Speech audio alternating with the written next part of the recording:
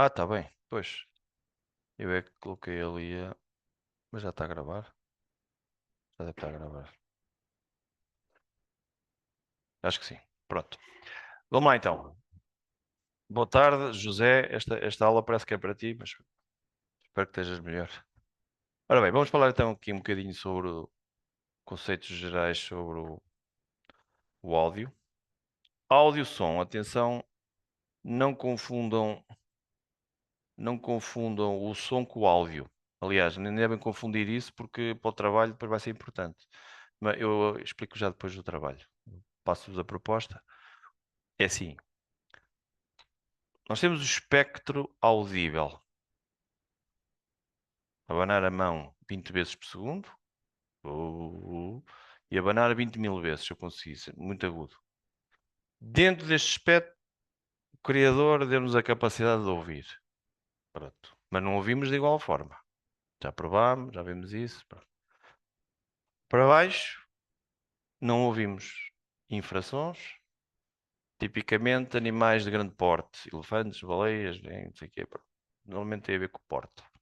Aliás, também tem, em termos de telecomunicações, tem a ver com o tamanho das antenas. Muitas vezes vocês veem aquelas antenas muito grandes de transmissão, normalmente são para baixas frequências também. Porque, pronto, tínhamos que ver outras coisas, mas esse sinal de baixas frequências propaga-se, digamos, a uma maior distância. Para cima dos 20.000, outros animais que utilizam isso por uma questão de sobrevivência e por aí fora. Dentro do som, nós ouvimos diferentemente. Pronto.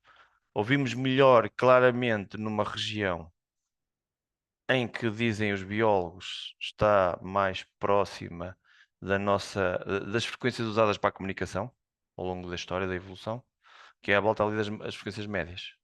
Depois, as frequências agudas depende depois de cada um, mas isso já são para complementar, digamos, o discurso linguístico. Ok?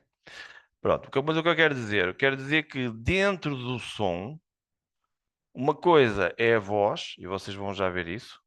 Outra coisa é o áudio, se quiserem. Depois há outras coisas, mas é diferente. Porque o som está mais. Por exemplo, a especificação, vocês vamos já ver depois o que é que se quer dizer em pormenor. Mas, por exemplo, num canal telefónico, eu tenho 8 kHz, 8 bits mono. Ok? Pronto. É assim a especificação técnica. Ou seja, a frequência máxima admite-se que é. Qual é que é a frequência máxima? Já agora. Se eu considerar 8 kHz. Se eu considerar 8 kHz, nós já falámos isso nas aulas passadas, eu estou a deixar passar com frequência máxima. Se eu estiver a mostrar um sinal a 8 kHz, quer dizer que a frequência máxima é 4. Primeiro tirei-me da amostragem. É sempre assim. Portanto, vocês têm que perceber bem este conceito da frequência da amostragem. Uma coisa é assim. A frequência da amostragem é um valor que uma taxa que eu vou buscar amostras por segundo. Já vimos que se eu tiver 96.000 Hz, são 96.000 amostras por segundo. Se tiver 20.000, são 20.000. Isso é uma coisa. Vocês vão ver o efeito já de seguida dos critérios da amostragem estarem dentro do teorema ou não. Vão ver os erros induzidos por isso. Mas independentemente disso, o que quer dizer que também podem pensar é que se eu tiver uma frequência de amostragem, por exemplo, se eu estiver aqui a falar, por exemplo, aqui no Zoom, vamos ver, não é 8 kHz, é outra especificação, porque ouve-se com muita qualidade. Percebem? Por exemplo, eu não sei qual é o Zoom, mas provavelmente deve ser à volta de 16 kHz, ou mais por causa do vídeo também. Cada um tem a sua. Se for DVD é uma coisa, pronto. Mas a partir do momento que eu tenho uma frequência de amostragem, eu posso pensar que o meu sistema está limitado à frequência máxima, que são 4 kHz. E é por isso, eu penso que terminamos aí na aula passada, que vocês ao telefone, não é? Estão a falar com algumas pessoas e, em algumas, nota-se que a voz ficou muito diferente e noutras não. Ou seja, quando estão em presença da pessoa, ouvem de uma determinada maneira. Estamos a utilizar aqui um canal de comunicação que é o ar, que é considerado um canal. Oh, perfeito. Desculpem, vocês nem diziam nada. Pá. Também não passei para a frente, mas.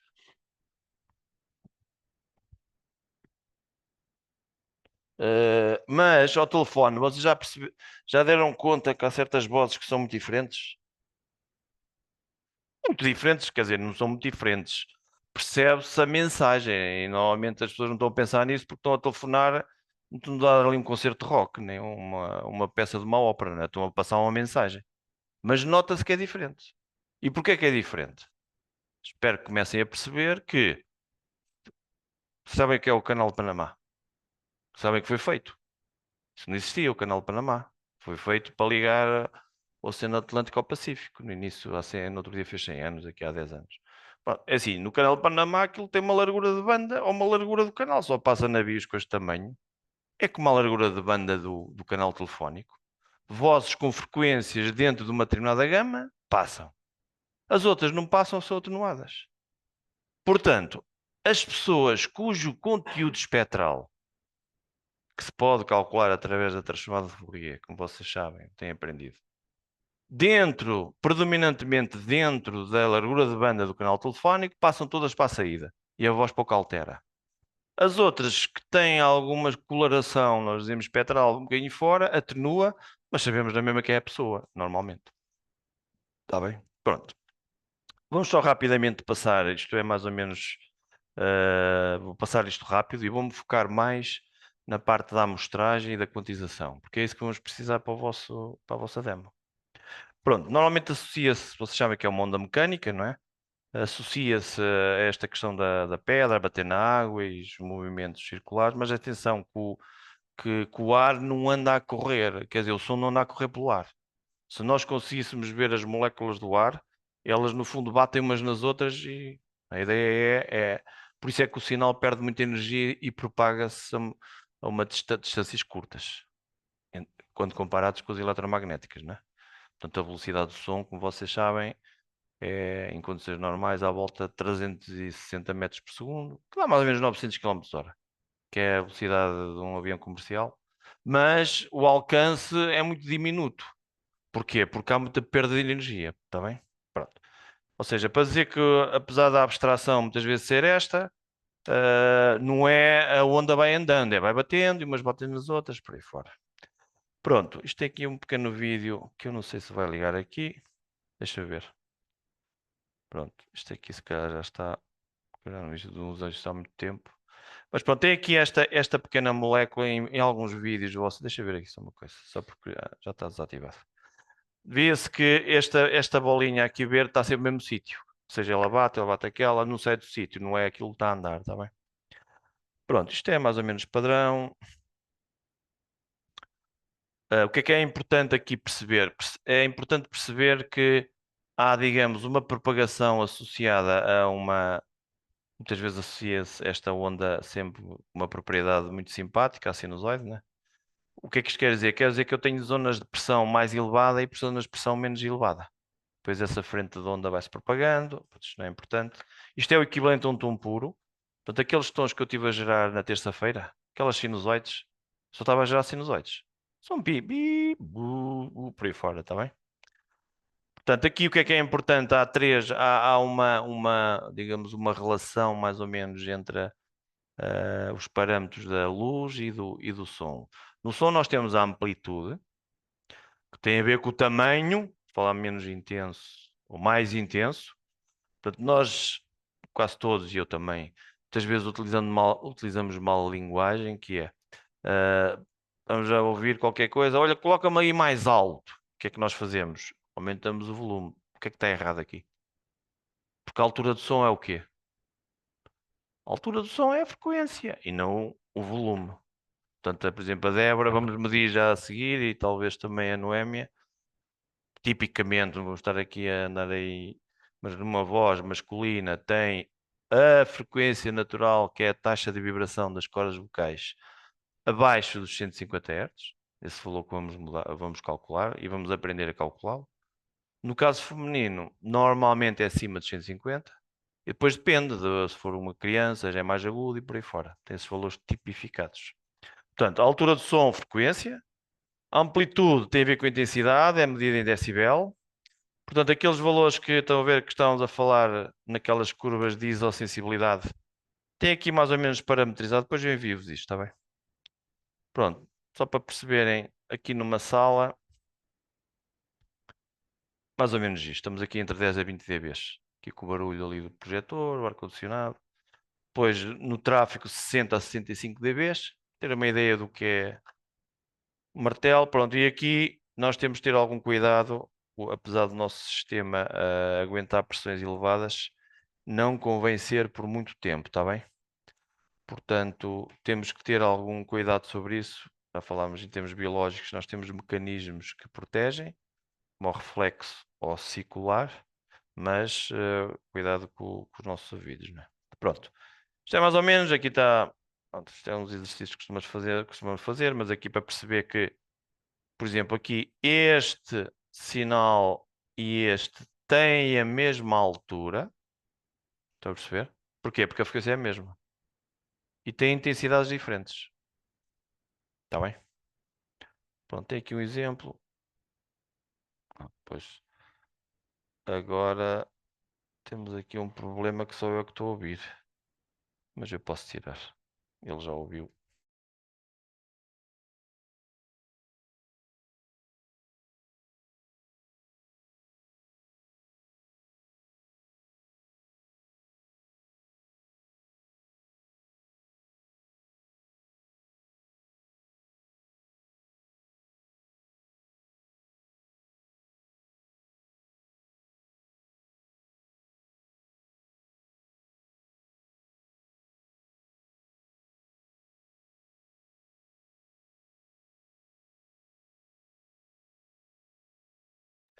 Que é mais ou menos o equivalente ao que nós chamamos o período, mas isto depende um bocado um pouco do meio, depende da pressão, distância. Pronto, não vou andar por aqui, mas só para ficar que a velocidade de propagação é à volta disto.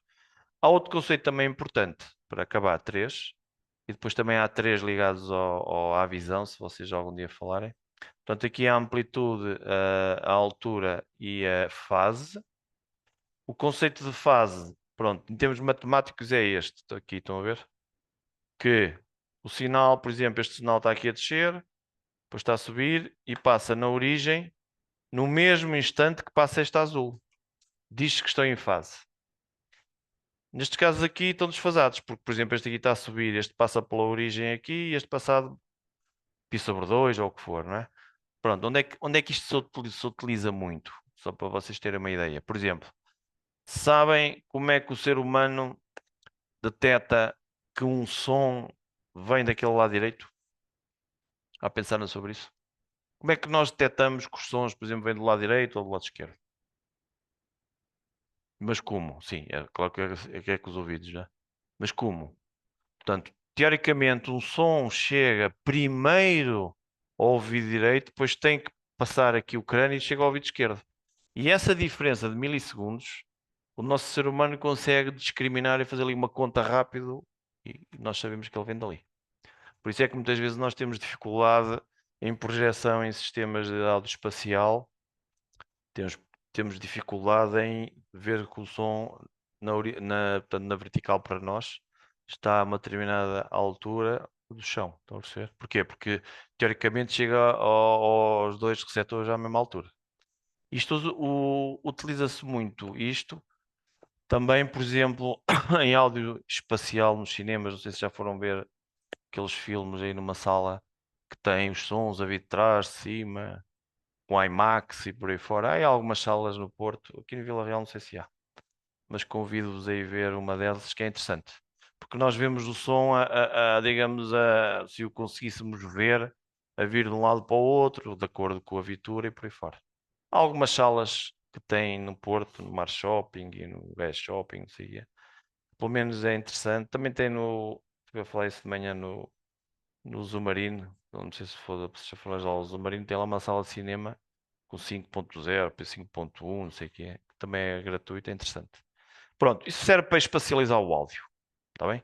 Por vezes é importante para nós sabermos de onde é que ele vem, não é que foca aqui, só por curiosidade, em termos da visão, temos algo semelhante, que é, temos duas células que, nos olhos, uma responsável pela cor, mais responsável pela diferença de cor, que são os cones, e as outras são os bastonetes. Os bastonetes que estão portanto, também na parte da retina, são mais responsáveis pela diferença de brilho. E nós humanos, sentimos muito mais diferenças de brilho quando comparados com diferenças de cor. Está bem? Uh, Queres sair? Cuidado aí. Vê lá. Está bem. Está bem? Ou seja, nós vemos mal a cor. Os humanos veem mal a cor. Por isso é que se criaram aquelas normas, eu acho que ainda não sei se já vos falei nisso ou não. Das normas, o consórcio MPEG, que saiu nos anos 80, que deu origem às normas MP3 para áudio e para vídeo MPEGs, MPEG 1, MPEG 2. Portanto, utilizavam muito, são algoritmos com compressão, com perdas. Dizem-se que fazem uso, ou seja, desprezam a redundância perceptual, ou seja, se quiserem ter mais simples de perceber, deitam fora aquilo que nós não vemos ou aquilo que nós não ouvimos, teoricamente. E por isso é que conseguem taxas de compressão muito elevadas. Está bem? Portanto, cones para ver a cor, bastonetes para ver a diferença de brilho. Depois já há um relacionado, uma coisa muito interessante, que é muito utilizado na aviónica, mas começam a sair algumas aplicações engraçadas. Vocês não sei se já viram aqueles vidros que de repente estão transparentes e depois de repente ficam todos opacos. Não? Não sei se já viram. Isso utiliza-se muito na aviónica, por causa do sol, mas há coisas engraçadas. Mas há uma que vocês usam que se calhar nem sabem, que tem a ver com os espelhos dos carros. Os espelhos dos carros têm lá um botãozinho, né? Aquele que se vê para trás, que vocês carregam e não notam tanto o reflexo. Pois, tem lá um botãozinho, o meu tem, a minha Passat tem já há muitos anos, tem lá um botãozinho que se eu não carregar, o que é que acontece? Incide no espelho e reflete. Mas se eu carregar naquele botão, no fundo, aquilo que faz a difração, faz os raios não virem no sítio certo. E então faz digamos, faz com que eles absorve mais as distâncias. Que tem o conceito, é o conceito de fase, mas aplicado à imagem. Está bem? Isso existe em algumas coisas, em alguns vídeos, tem um nome qualquer que agora não sei. Mas, por exemplo, em termos de escritórios, ou em termos de casas de banho, ou não sei o quê, e uma coisa engraçada, carregar num botão e aquilo fica opaco. Porque muda a forma como é refletida a luz. Estão a perceber? Pronto, essa é uma curiosidade. Pronto, depois aqui rapidamente, tons puros, sons complexos. Portanto, saberem que não sei se sabem um bocadinho de música ou não, também não quero vir para aqui dar-vos música, mas se for o caso, também podemos falar sobre isso. Mas dá jeito, a mim deu-me jeito, eu andei por um campo e outro, e durante muitos anos pronto, não via conexão entre os dois. Mas quem sabe alguma coisa de música sabe que, por exemplo, ah, sabem que é um diapasão para afinar uma viola, que gera um lá. Tim, pronto. Gera uma sinusoidal de 440 Hz, porque estabeleceu-se que a quinta corda da viola ou a tecla central do piano, depois podemos falar sobre isso, é 440 Hz. Pronto, então, nós utilizamos ou os afinadores eletrónicos ou o nosso cérebro, que é o nosso computador analógico, né? Treinar, para igual, pronto. E está a gerar aqui uma sinusoide. Pronto, se eu gerar dois tons, por exemplo, se calhar vocês não sabem, mas estão a gerar um tom do telemóvel. Por exemplo, eu vou primeiro aqui colocar o som para o José, depois tiro e para vocês ouvirem. Pronto, se eu colocar aqui Generate Tone, pronto, gera aqui, por exemplo, um 440 Hz. Porque é que isto não está a dar? O que é que se passa aqui? Epá, então vocês já podiam ter dito, não estavam a ouvir. Foi só agora? Obrigado. Pronto, eu aqui tenho um som de efeito, o tal 440 Hz. Pronto, é que estou a ouvir, agora vou tirar aqui para vocês ouvirem.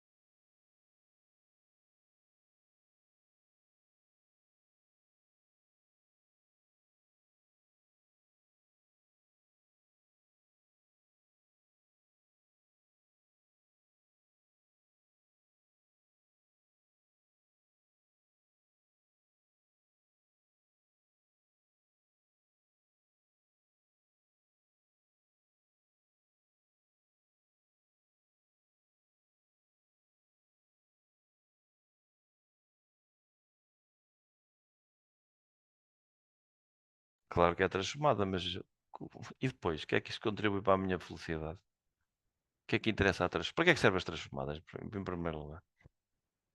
Mas para quê? Para quê? Sim, claro, mas para quê? Porque é interesse? Porque temos sempre que completar, não é? Nós fazemos as transformadas e usamos, os engenheiros usam a matemática, a física, não sei o quê, como uma ferramenta para eu ver a informação noutro conceito, noutro contexto. Porquê? Porque muitas vezes é mais fácil. E aqui é claramente mais fácil. Querem aqui uma prova? Podem agradecer ao Sr. Fourier, que andava a trabalhar para o Napoleão, não é? Ele era um engenheiro termodinâmico, não sei se sabem. Trabalhou para o Napoleão em África e ele, no fundo, estudou a decomposição da propagação dos sinais de fluidos, estão a ver, e aplicou o conceito lá. Portanto, no fundo, o que ele nos trouxe de novo e depois espalhou-se por quase todas as áreas da ciência, finanças, não sei o quê, é assim, ele percebeu que, por exemplo, porque é que vocês estudam estática e dinâmica na física? Quem sabe? Podia fazer aqui uma série de testes, que era uma maravilha, sem sequer estudar. Porque é esta altura que você tem que pôr essas coisas em causa. Para que é que estudas estática e dinâmica na física? Pá, porque uma coisa, cuidado aqui, uma coisa é os sistemas parados, como eu estou agora, pronto, tem que estar equilibrado, forças daqui para lá, torções, não sei o quê, não é? E outra coisa é a realidade, como nem sequer nós estamos parados, estamos a andar. A Terra está a andar. E os efeitos disso, de uma bola de futebol, numa nave espacial, isso é que estudamos. Então, para que é que estudamos as transformadas? Basicamente, uma transformada é uma série, não é? Série. Se estuda a série Taylor, a série Maclaurin, a série Wavelets. O que é que. Se não estudam, pelo menos até a Taylor estudam e a Maclaurin. Mas para que é que serve a série? Serve para decompor um sinal. Não é? O que é que diz a série de Taylor? F de x é igual a uma constante, mais uma constante x levantada a 1, mais uma constante x levantada a 2, não é? E depois até estuda matematicamente que o somatório de termos dessa série, não precisam de saber o termo todo. Porquê? Porque eu assim tenho uma coisa complexa que vai ser igual à soma de coisas mais simples. E há um paradigma muito simples na engenharia, que vocês devem ter falado em processamento de sinal, se calhar falaram, mas não se aperceberam, que é, nós normalmente temos um problema muito complexo. O que é que normalmente fazemos? Pensem lá na vossa vida. Quando nós temos um problema muito grande, dividimos em problemas mais pequenos, na esperança de, ao resolver um problema pequeno, a soma da resolução dos problemas pequenos permita resolver o grande. Não é isso que fazemos? Pronto. E então na engenharia, então, é uma abordagem clássica em quase todas as áreas. Só que é cá um problema. Porquê que normalmente na nossa vida isso não funciona? Na nossa vida humana. Quem é que sabe? O que é que está a faltar aí para isto funcionar?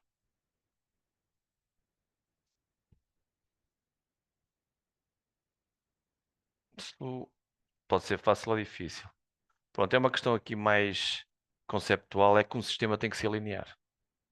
Só funciona bem isso, eu dividir um problema grande em muitos pequenos e a resolução da soma dos pequenos permitir a resolução se o sistema for linear ou aproximadamente linear. Por isso é que vocês estudam, ou deviam ter estudado em processamento de sinal, por exemplo, uma propriedade que é aplicar o teorema da sobreposição. E nós falamos nisso, em eletrónica, que eu dou sempre isso aplicado à resolução de circuitos elétricos. Vocês não se lembram quando nós aplicamos, eu sei que alguns daqui tiveram eletrónica, temos uma rede elétrica, 3 ou 4 fontes, não é? Uma fonte de tensão, uma fonte de corrente, não sei o quê. Nós podemos calcular a resolução do circuito considerando as fontes todas. Mas podemos fazer uma coisa simples, que é considerar uma e anular o efeito das outras. Não sei se lembram dessa. E depois somar o efeito. Mas isso temos que admitir que a rede elétrica é linear. E é. Porquê é que não funciona no caso humano? Quem sabe? Vocês conhecem alguma coisa mais não linear com o ser humano? Se conhecerem, avisem-me. E já para não falar na diferença de géneros, né? Masculino e feminino. Porque somos não lineares, a vida não é linear, não é? As coisas não acontecem linearmente. Somos extremamente não lineares. Bem, o que é que eu queria dizer com isto aqui? Se vocês olharem, mas é importante vocês hoje em dia começarem a perceber o que é que andaram a fazer entre aspas até agora. Porque normalmente e toda a gente dá-se matemática, dá-se física, dá-se não sei o quê, e parece que está tudo desconexo, mas não está. Quando vocês começam a chegar aos fins de curso, começam a ver algo, aquilo afinal deu para isto, para aquilo. O senhor Fourier, o que percebeu, vou dar um exemplo concretíssimo, que é possível, ao contrário da série de Taylor, de compor um sinal não numa constante mais constante vezes x mais constante ao quadrado, portanto, isto é, no fundo são funções, não é? Uma constante, depois uma reta, que é x, depois quadrado, mas ele compôs numa série de senos e cossenos. Estão a perceber? Compõe um sinal numa série no fundo, uma série infinita de sinusoides. E permite, como o sistema, qualquer sistema oscila, seja lá o que vocês quiserem, por exemplo, a voz, estamos aqui a medir, eu consigo, faço-vos assim, por exemplo, uma pergunta muito rápida. Se eu olhasse para este sinal aqui, nós uma coisa sabemos, isto é uma sinusoide, ok. Pronto. Mas eu perguntava assim, e qual é a frequência desta sinusoide, sabes? Pá, é impossível saber, não é? Como é que nós... Mas se eu olhar para mesmo que estava a dizer o Rogério bem, transformo isto e olho para aqui, estão a ver? Que isto aqui é a transformada de Fourier disto, e eu aqui vejo que este sinal tem um máximo em 440, estão a ver ali a encostar o rato? Então eu olho para ali e digo, olha, aquele sinal, imagina que eu não conheço o sinal no tempo. Eu digo assim, olha, aquele sinal no tempo deve ser mais ou menos uma sinusoide, porque ter uma risca quer dizer que tem só uma frequência. Perceberam a grande vantagem que isso trouxe? Agora imagina que eu arranjo um código, uma maneira de codificar a informação, em vez de mandar a sinusoide, mando um número, que o número é a frequência só, ó, 440. Do outro lado ele já sabe que quando receber 440 estou a mandar uma sinusoide. E é assim que funciona se eu quiser abrir o portão da minha casa aqui com o meu telemóvel. Tenho aqui um código, mando o código que ele está lá e vai pelo ar, abre. Ou controlam, por exemplo, pequenos códigos. É assim que funcionam os comandos à distância de quase tudo. Mandam códigos, uma maneira de codificação, mas 2, 0, não sei o que por aí fora. Está bem? Pronto. Por exemplo, não sei se sabiam, mas o que é um DTMF? Um DTMF são aqueles sons do telemóvel, não é? Quando vocês, não sei se têm isso ativado, tá. Cada um desses sons, eu vou aqui ia jurar o 1, o 5 e o 9. Eu não sei se vocês sabem. ah, vou jurar isto.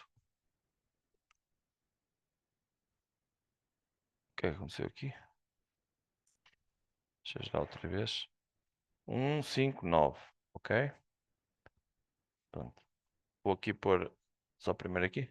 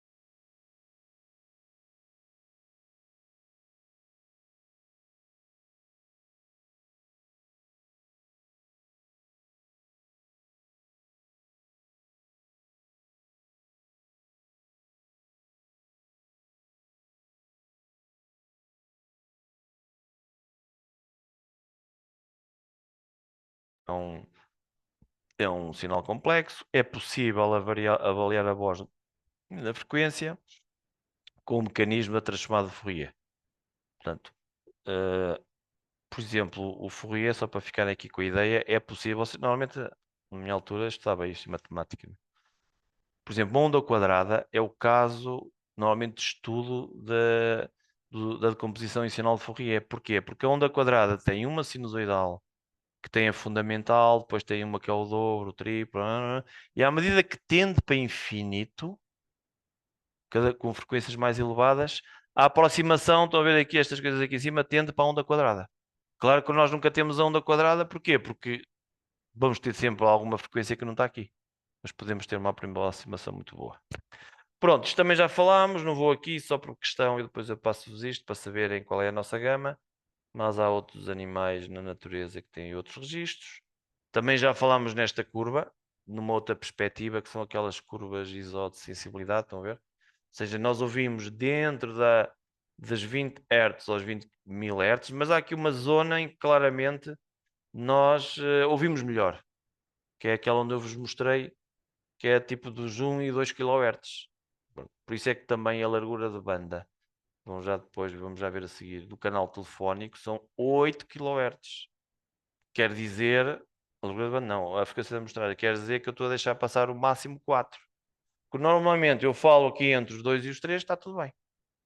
Por isso é que é perceptível a comunicação. Está bem? Vocês depois vão perceber melhor isto quando fizerem a demo. Porque vão ver o efeito de não estar dentro do critério da amostragem. Quer à voz, quer à música. Pronto. Vamos então falar no áudio analógico para terminar isto e depois falar e passar aqui já para analisar as vossas vozes. Pronto. Perceber duas coisas importantes. Isto é que é bastante importante. Os computadores que nós temos são discretos. Pá, é assim. No limite, um espermatozoide e um óvulo, quando se fundem, originam um ovo, é um computador. Já apareceu um biólogo assim, um vosso amigo, que há uns anos, uma conferência, aqui está. Porque no limite, no conceito, no fundo, o que é que faz um computador? Pega dados, mastiga e produz uma saída. Tanto é que hoje em dia já se está a tentar utilizar o mesmo conceito, não da eletricidade, mas com luz e com coisas assim, com quânticos e não sei o quê, porque o que interessa é o conceito. Por isso é que quando vocês estudam a história dos computadores, não sei o quê, falam nos Incas, falam nas clepsidras, que era entre a água depois das horas do dia, o mês, portanto, um conceito. Não é? Entram dados, aquilo processa de alguma maneira e produz uma saída. Isso é um computador, por definição. Portanto, eu não sei se daqui por uns anos nós vamos ter estes computadores. Mas podemos ter o conceito. Pode ser até biológico, pode ser outra coisa, não sei. Pronto. Mas nós vivemos nesta era digital. Isso é que é importante perceberem. Já falámos sobre isso. Portanto, houve alguém ali nos anos 50 que criou, digamos, estudou esta questão dos computadores discretos. No fundo, a informação é toda digital. Portanto, imaginem isto que é a vossa voz. Nós escolhemos aqui uma frequência de amostragem. Eu escolhi, vamos já ver, 96.000 Hz, né? Para amostrar o sinal e representar no computador que são discretos. Ok? Portanto, é tudo digital. Apesar de muitas vezes aparecer isto assim contínuo, não é nada contínuo, é tudo discreto. Ou seja, é tudo números. Para um computador aquilo é um número. Aquilo pode ser a voz, mas pode ser um sinal de um sensor, pode ser um sinal de uma imagem via satélite. São números. Ele não sabe o que é. Pronto. Houve alguém que estudou isto e uns senhores que já vinham dos estudos para trás e que depois ficou ligado muito a estes senhores dos Estados Unidos, que chama-se o teorema da amostragem, está ligado ao senhor Nyquist, Shannon, houve ali sempre à semelhança da luz, da eletricidade. Quer dizer, há um conjunto de pessoas que muitas vezes ocorre ali o aparecimento da lâmpada, não é? O Edison, mas aquilo vem de trás, não vem do nada, né? Pronto. O que é que eu queria e o que é que se pretende com a demo que vamos já falar a seguir? É que vocês percebam claramente o que é que isto quer dizer. Percebam claramente o que é que quer dizer que num canal telefónico a resolução são 8 kHz. E porquê? 8 bits mono. Mas, por exemplo, num CD, a informação que está lá no CD, que eu vou já mostrar aqui de seguida, uma imagem de microscópio para ver. Não sei se vocês sabem como é que a informação está num vinil. Já viram? Hã? Com quê? Exatamente. Altos e baixos. No fundo, se eu tivesse ali algo... No fundo, um, um disco é imprimido, não é? E aquilo, no fundo, a agulha o que faz é que sente os altos e baixos. Tenho aqui um vídeo que vos mostro já. E há aqui uma transdução entre o sinal e a altura e aqui a intenção. Pronto, isso depois é amplificado e é assim que se produz o som. No caso do DVD, não.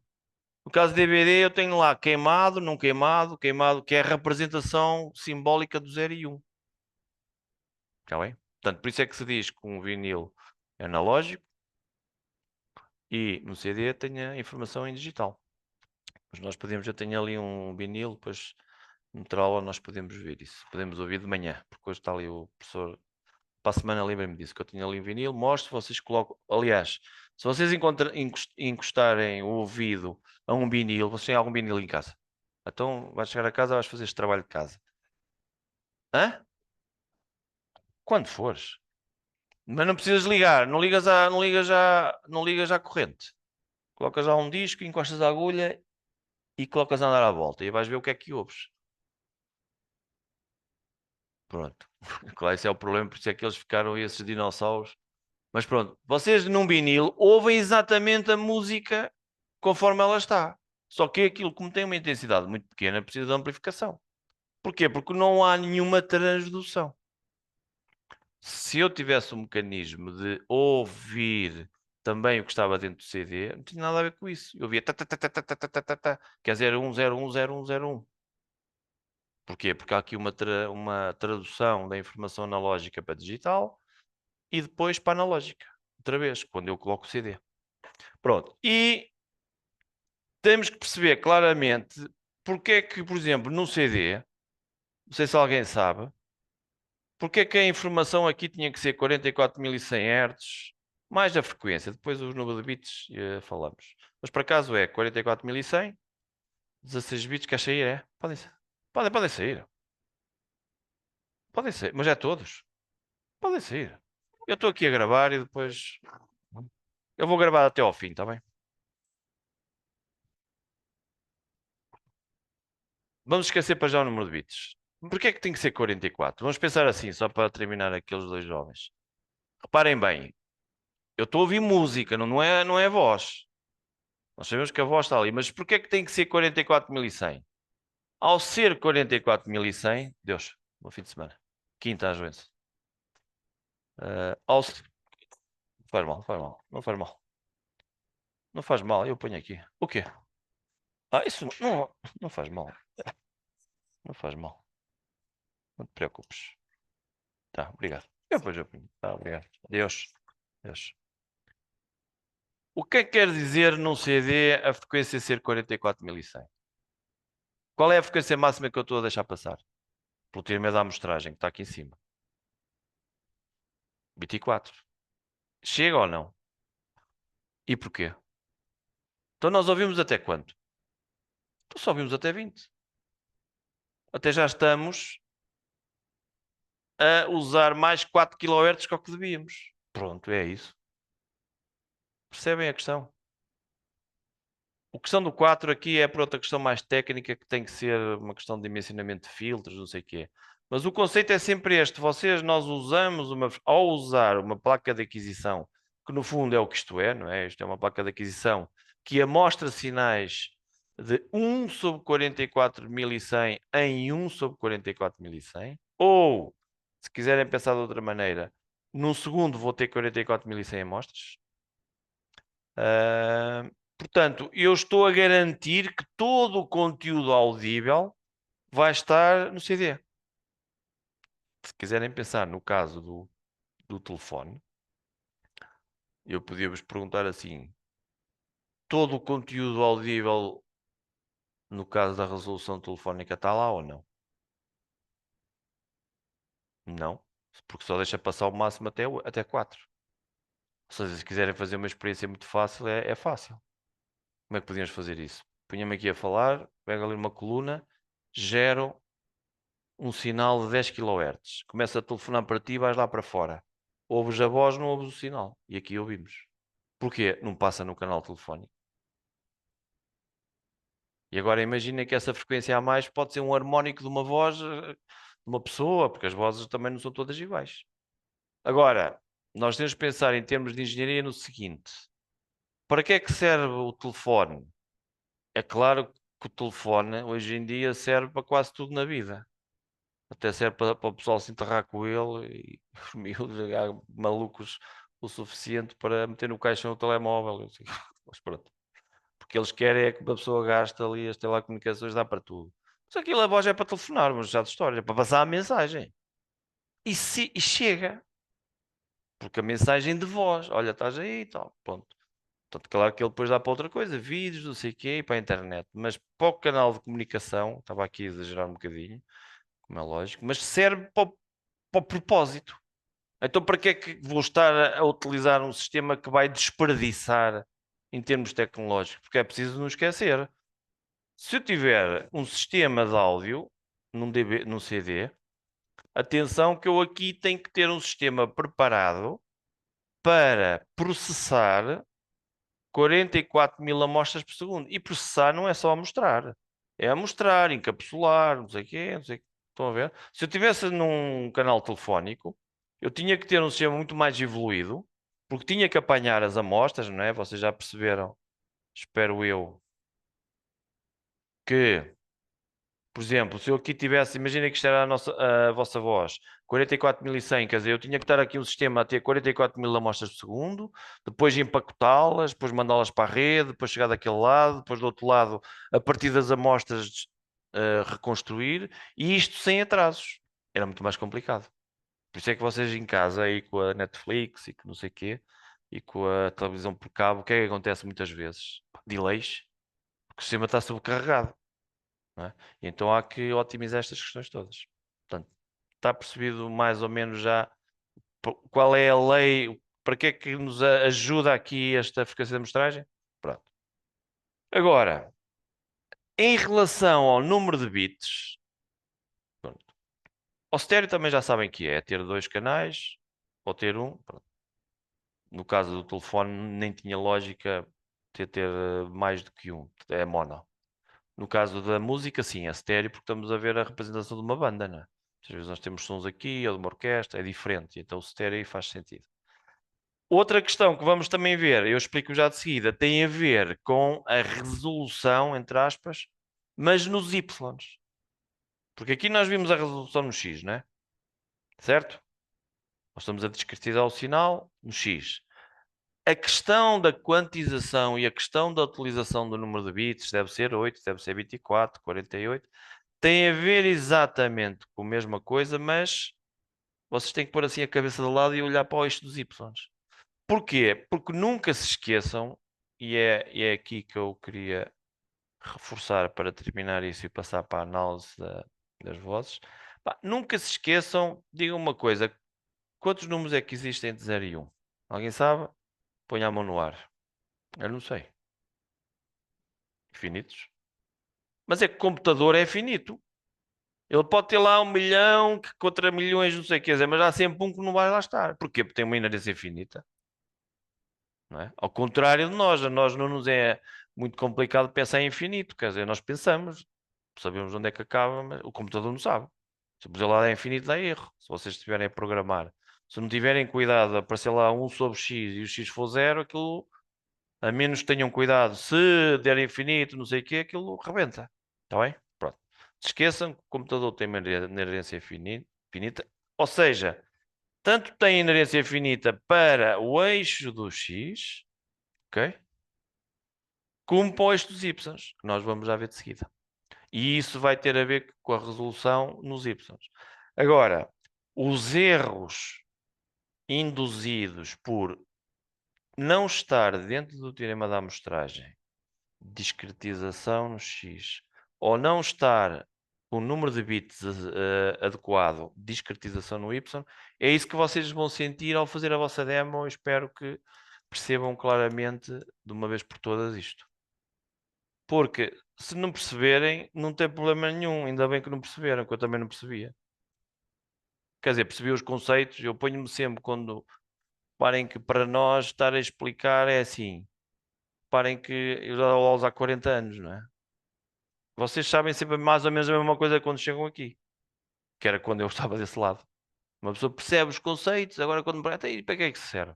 Pronto, por isso é que eu arranjo aqui estas coisas para desconstruir e tal, para vocês perceberem claramente o efeito de estar dentro ou não estar. É por isso que dá jeito vir aqui aos treinos de vez em quando, não é? Não é obrigatório, se não quiserem vir às aulas, para mim é igual. Pronto, vamos já ver isso. Pronto, se quiserem ver depois mais ou menos num DVD é isto, tem a ver com a densidade, se tiver mais pontos ou menos. Pronto, tem aqui este processo. O que é que eu agora ia fazer? Para além de. Eu depois gravo a voz ali da Débora, está bem? Porque eu também não vou fazer grande coisa agora. Pronto, isto aqui está percebido. Se quiserem, estão a ver, viram ali os dois picos, estão a ver, eu acabei por não dizer, mas estão a ver ali cada um tem dois picos, quer dizer que este sinal aproximado são duas frequências, se eu tiver um sinal são três, e muitas vezes é muito útil, eu posso-vos garantir, todos os algoritmos de codificação, JPEG, MP3 e essas coisas que vocês usam, são baseados nestas tecnologias. De olhar para a informação quer no tempo, quer na frequência, e depois usar ou no tempo ou na frequência, ou na maior parte das vezes nos dois domínios. Estão a perceber? Muitas vezes vou buscar uma coisa que sei aqui, depois outra coisa ali. Isso é muito útil para muitas coisas. Pronto. Vamos apresentar aqui a demo. Não sei se tem alguma questão, vocês vão falando, não é? Estou aqui só a falar, mas que é para ver se acabo aqui dentro dos 20 minutos, senão o Zoom manda-me aqui à vida e eu não queria gravar outra vez. Portanto, eu vou-vos propor aqui a demo, depois eu mando isso tudo a um, mas a demo é o seguinte. Só pensar onde é que isto está.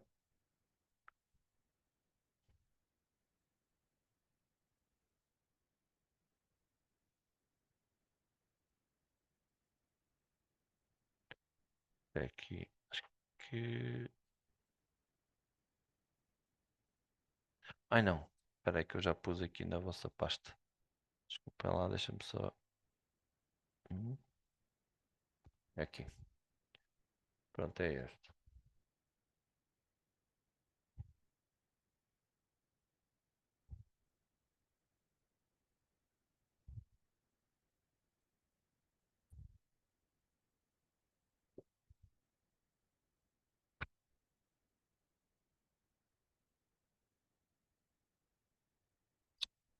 Não, não. Está aqui noutro. Desculpa lá que eu. Aqui noutro sítio.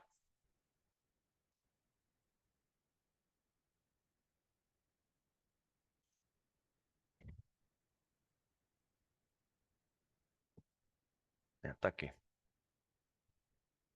Até já tenho aqui as vossas vozes também. E o tutorial é este. Há dois, na realidade há dois, mas eu já vou-vos falar de um, depois o outro fica para as férias. Porque assim, mais parece um bocadinho ao lado, mas depois vocês veem. Pronto, o objetivo é este. O protocolo é este, portanto, pretende-se com este primeiro trabalho rever alguns conceitos associados ao som e a ideia é que estas experiências permitem um entendimento claro o que é a frequência natural, o que é a resolução, frequência, níveis de quantização, qualidade perceptual, por aí fora. Então, o que é que vocês têm que fazer? Vocês já gravaram a vossa voz, eu aqui até vou ter que mudar porque acho que gravaram isto até 96. No... Pois, foram 24, exatamente, é isso. É que isto era de outro.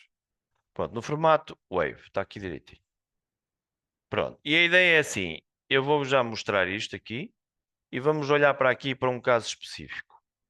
Eu depois mando-vos tudo direitinho porque eu tenho que separar, como vocês não são aqui do áudio, eu não vou estar aqui a perder muito tempo. Se quiserem, se algum dia quiserem saber mais sobre isso, já sabem onde me encontrar, mas eu vou transformar este sinal que gravei por todos. Depois mando para cada um já separado. Débora, Rogério, está bem? Pronto. que eu tenho que fazer aqui, pronto, a voz de cada um de vocês é esta. Depois também grava a tua se quiseres, só para medir, só por uma curiosidade. Está aqui.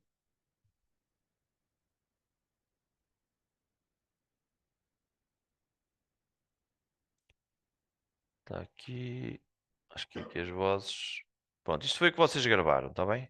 Deixa-me ver, eu acho que não estou a gravar. Acho que está a gravar, não está? Acho eu. Bem, penso que sim. Bem, o que vocês gravaram foi isto, ok? Deixa-me só ver, eu acho que me esqueci de uma coisa. Espero que o vosso colega, se calhar não gravei com som. Mas olha, depois do saco veja. Salviano Soares, Pronto. processamento e análise de biosinais.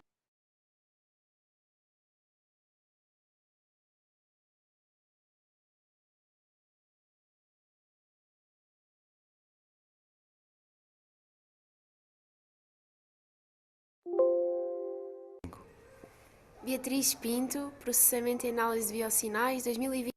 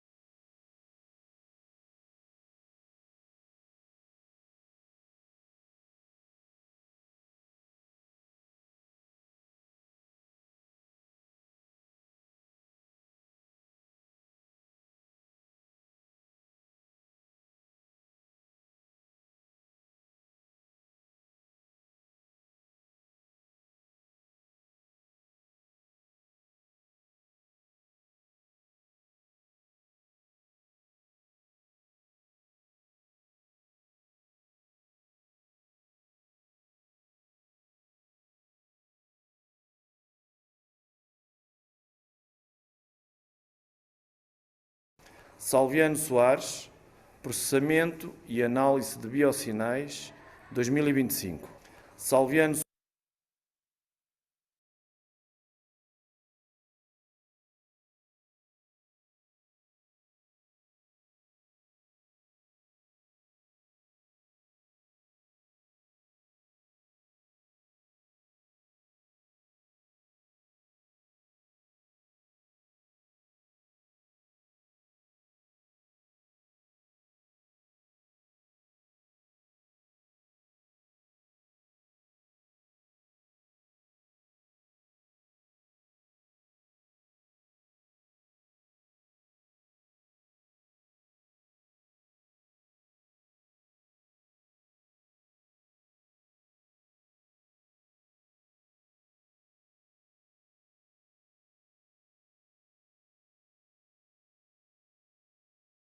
Salviano Soares, processamento.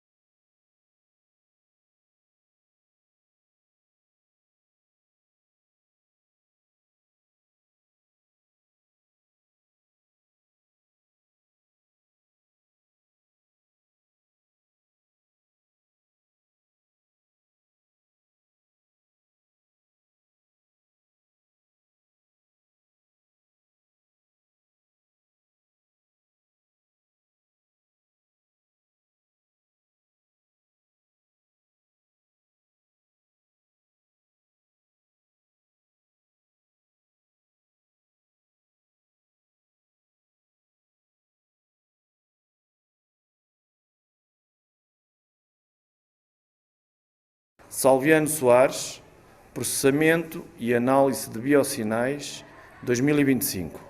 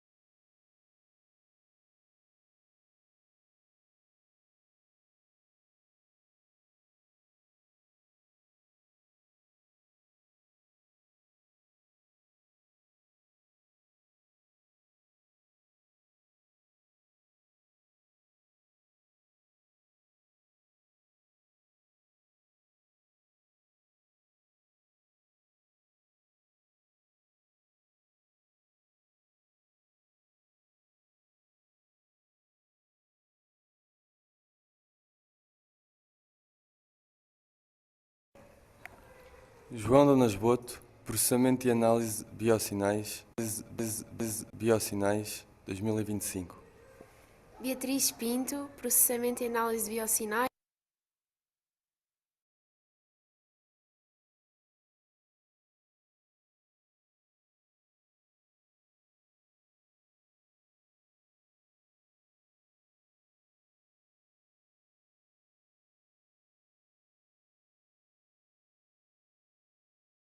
Beatriz Pinto, processamento